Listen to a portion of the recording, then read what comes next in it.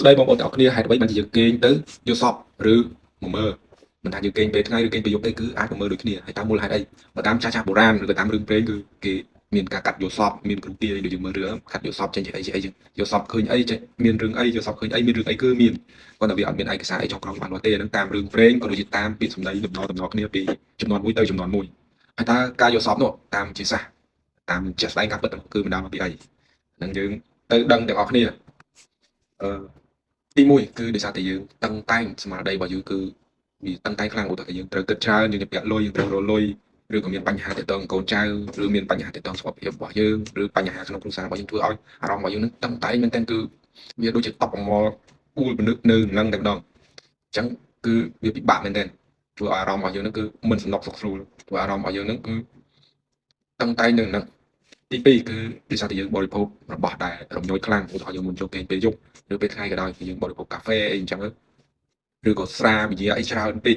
ឬជក់បរិយជក់អីហ្នឹងគឺធ្វើឲ្យយើងងាយយល់សប្តិងាយមើលស្រាយហេះហោះគឺមែនហ្នឹងទី3គឺបញ្ហាសុខភាពគឺដោយសារអីដោយសារយើងមានជំងឺអីទៅគឺបណ្ដាលឲ្យអាឈាមរត់មកខួរក្បាលរបស់យើងមិនគ្រប់គ្រាន់ហើយកាលណាឈាមរត់មិនគ្រប់គ្រាន់មិនវិញគឺអុកស៊ីសែនពុតគង់ក៏មិនគ្រប់គ្រាន់ខួរក្បាលរបស់យើងក៏ទទួលយកការចាំមិនគ្រប់គ្រាន់ហើយតើតើការខ្វះឈាមឡើងលើខួរក្បាលគឺតើតើទៅនឹងជំងឺសរសៃឈាមបេះដូងហើយទី3គឺទី4គឺសកម្មភាពរបស់យើងជាប្រចាំ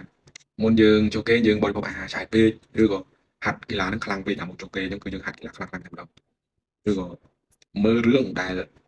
វារំជើបជួលពេកវាភ័យតក់ស្លុតខ្លាចពេកដូចជារឿងអីរឿងខ្មោចរឿងអីចឹងទៅរឿងដែល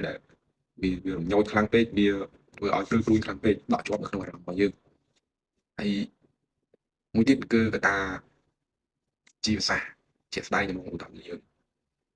មានរឿងអីយើងដេកកោយដៃចឹងធ្វើឲ្យយើងយល់សប្តិថាយើងស្ពឹកដៃឈឺដៃអីចឹងទៅអាហ្នឹងគឺរាងកាយយើងរំញោចឲ្យយើងនឹងដឹងយើងកំណត់គាត់ខ្លួនយើងមានបញ្ហាអីដែរដល់យើងយល់សប្តិឃើញគុំកំពតព្រៃយើងទៅបាត់ជើងតូចភ្ញាក់ឡើងគឺជោគភួយអាហ្នឹងគឺជាការសម្របតម្រូវរបស់ប្រព័ន្ធប្រសាទរបស់យើងសម្របតម្រូវរាងកាយរបស់យើងហើយដើម្បីដោះស្រាយបញ្ហាទាំងអស់នេះយើងត្រូវធ្វើម៉េចគឺទីមួយយើងរក្សាស្មារតីរបស់យើងឲ្យធម្មតាទន់ភ្លន់ងាយស្រួលមុនចូលគេងហើយកុំពិសាយាឬស្រាឬក៏សារធាតុរំញោចខ្លាំងដូចជាកាហ្វេអីហ្នឹងមុនចូលគេងហើយ